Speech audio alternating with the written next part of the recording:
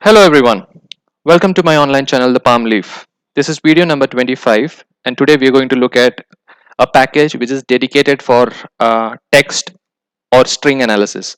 Right, in the previous two videos, which is video number 23 and 24, we looked at some of the base R functions in order to handle strings. Now, what makes this video interesting is this is a dedicated package, and just like any other function or package, if you want to explore that in R, all that you need to do is just put a question mark and then mention the name of the a package or the function, and a help would come up in this chat in this box to the bottom right. Right. So if you look at the logo, it's a very interesting logo. It's that of a violin, right? Just to indicate that we're going to handle strings. And again, the creator and the maintainer of this package is Hadley Wickham, like many other important packages. So with that, let's begin. Right. Now the intention behind putting this video is to ensure that people who don't have a tech background also find it comfortable to handle strings. Right. So if you are new to R, I would recommend you watch some of the previous videos. But even if you are watching this video for the first time, it should not be a problem. You just have to follow along different lines of code, and I'll try and explain as much possible to simplify it and dumb it down. Right. Um, Okay, so like in any other function, if you want to, like in any other package, if you want to start using the functions in that package, you will have to first install it. And the way it is done is in line number 2, if you see, you just have to write install.packages and then in open and closing parentheses, put double quotes and mention the name of the package. So here we are going to look at the string R package, right? I have already installed it, so I'm not running it. And then you need to call on the library, right? So these two things are uh, just uh, prim- uh, just basic lines of code which you need to do. So line number 2, installation, that is just a one time activity. You don't need to redo it every time you want to use it.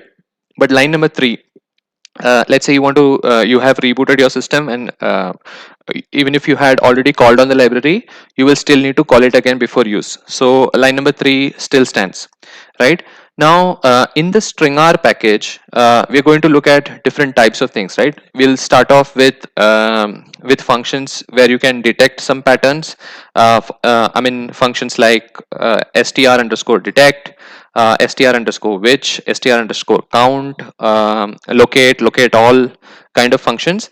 Then we'll try and in one of the subsequent videos, we'll try and see how subsetting is done, um, followed by how you can extract or match different strings, how string length can be calculated, how you can pad white spaces before or after strings, how to truncate, trim strings, how to mutate, which means if you want to convert a particular string into upper, lower, or into basic title based aspects, you can do that. How to replace functions. And we'll look at a few more interesting things. So that's what we have planned. That's what we have planned for the stringr package. But before we begin, most of us usually work with excel sheets, right? So you've got a column with a lot of string values, and the best that we can do for people who are just dealing in excel sheet is either we use some functions like left or mid functions, and then try and extract some values within those cells. Now the moment you deal with a really large data set, like let's say 100,000 rows, it becomes increasingly difficult because sometimes VLOOKUPs take a lot of time, and you're not sure if the VLOOKUP is completely executed. And handling such a big data in an Excel sheet is very choppy, right? You'll have to be absolutely sure. You'll have to redo some of your work so that you can present some serious stuff, right? So this aspect is made significantly simpler when you start using R. And how do we do that? We do that using data frames, right? So let us just look at one data set which is present in the stringr package, and then we'll try and see how an Excel based or table based data sets can be handled. So very quickly, let's run line number 4. So what you see here is you've got a single column, and it's got a lot of text strings, right? And what we're trying to do is we're going to see if we can go ahead and manipulate or play with some of these aspects, right? So that was the data set. Now what we're trying to do is, in line number 7, we're just going to convert it into a data frame. This is just to say that we are going to convert it into a table which can be easily readable. I mean, data frame is sort of a table, right? So let me just run line number 7. So when I'm saying running, what I'm trying to do is I'm just going to put my cursor on that line and I'm going to press Alt Enter. Alternatively, what I can do is I can just select the whole thing and press Control Enter, right? So what you see on the top left side of your screen, and just to have a quick recap, if you are if you're looking at this video for the first time, this is called as the scripting region, right? Here you can reuse some of the codes, and then you can choose to run depending on what you want, and those codes will be run in the bottom left part of your screen, which is the console, right? So what we have done here is we have just converted the data frame of the data set sentences. We've converted it sentences into a data frame, and we have assigned it into a variable called as x. So this is your assignment operator, right? So let me quickly run the line of code, and if you want to view x, this is how it looks. So the only change that you see is right now we have got a column name, which is sentences, right? And you have the column, right? So let's start using some of the functions. So in this video, we're going to stick to just one function, and then we'll try and follow up with the remaining functions in the next videos, right? So the function that we are going to use is str_detect. And what is it used for?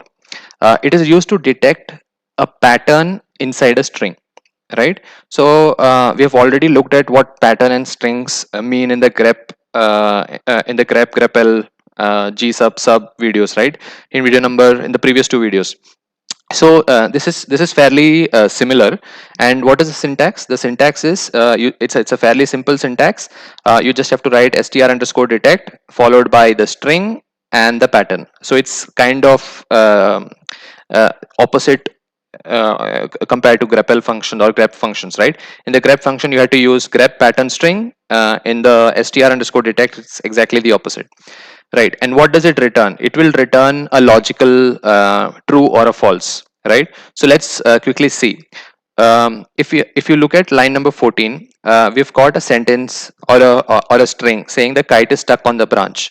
Now you can see that the word on is present inside this string, and that's what we are considering as a pattern. So this string is considered to be the first part, and the pattern, which is on, is considered to be the second part. And we are going to use the str_detect to see whether it is able to detect, and you can see that it has identified it to be true, right? So this is like a single string.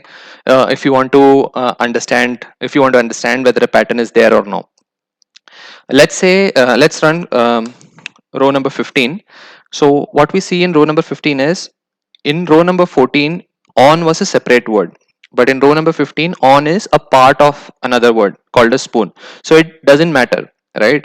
The moment you use str_detect, and if you are simply mentioning on without giving word boundaries, and I'll explain word boundaries when we touch upon regex functions or regular expressions, um, it will still detect it, right? So that's what we saw when we ran row number 15. Now let's look at row number 16. So what is different here? In row number 16, we are looking at a vector, right? We are using the concatenation function, and we are saying that the vector has got multiple values like only, one, on, two, and jar. And we are trying to see if the on pattern is present in each of them, right? So you can not only use the str_detect for single strings, you can use it for a character vector too, right? Now how do you use it in an Excel sheet, right? We've already saw that we've already have this in an Excel sheet, right, in a table form, which is the data frame, right? So how do we use it? All that you need to do is you just need to call the data set or the variable that we have passed on that data frame, which is x, and you have to mention a dollar sign. The moment you mention a dollar sign, it is a call to R saying we are interested in one of the columns. So when you say x dollar sentences, what it means is in the x data set, we are interested in the column name called as sentences, right? So what we are saying is we want all strings. We want to look at all strings in the sentences column and search for the phrase on, or the word or the letters O and N. O preceded by N or followed by N. Sorry. And we are just going to use the str underscore detect function. We are going to assign it into a new column name called as m1 in the same dataset x. So we are going to say x dollar $m1 and we are going to assign it, right? So let me just quickly run it so that you can see how x will look. Um, and see, there is a new column that has popped up. It's called m1, and you have the logical output of the str underscore detect function, right? So row number 1 has got on as a separate word. It's called true. I mean, it has come out as true. Rows 2 to 5 has come out as false because you don't see any on in them. Row number 6, if you look at the string, it has got lemons, which has the letters O and N, and hence it's coming out as a logical true, right? So that's how you can use it on an Excel sheet. Now let's say if you only want specific words, so we have got something called as a word boundary, and it's written as backslash and b. I'll look at all the different kind of sequences, how word boundaries can be used specifically in a subsequent video. Here all that you just need to remember is how we are trying to use the str underscore detect. So let's say if you just want to identify how many on is there, right? So all that you need to do is you put a word boundary before the pattern and after the pattern. So this specifically means that there is going to be so on is going to be a separate word, right? And you don't really need to worry about whether it is the beginning or the end. So it automatically understands. So even if your string starts with on, it will understand, right? As long as the word boundary is there, as long as you put in the backslash small b, right? Let me just run this quickly, and now let us relook at x. So what you see here is, if you look at row number 1, you see that it's both m1 and m2 columns are true. But if you look at row number 6, the m1 column is true because it had lemons, which had on, but your m2 column is coming out as false because on is not a word boundary. It's not a separate word, right? So that's how you can I mean, using just a single line of code, you can manipulate data, right? This is as good as, so if you open an Excel sheet and if you want to filter for on, you will get line number 17. But if you want to just specifically get on, right, so that's the beauty of using the word boundary here in row number 18. So we'll stop here for this video. I hope whatever we have covered in this video has been simple enough for everyone to follow. I would recommend and urge you to provide some feedback on the video itself so that I can improve the presentations and the sessions going forward. Thank you very much for watching. Hope to see you in the next video.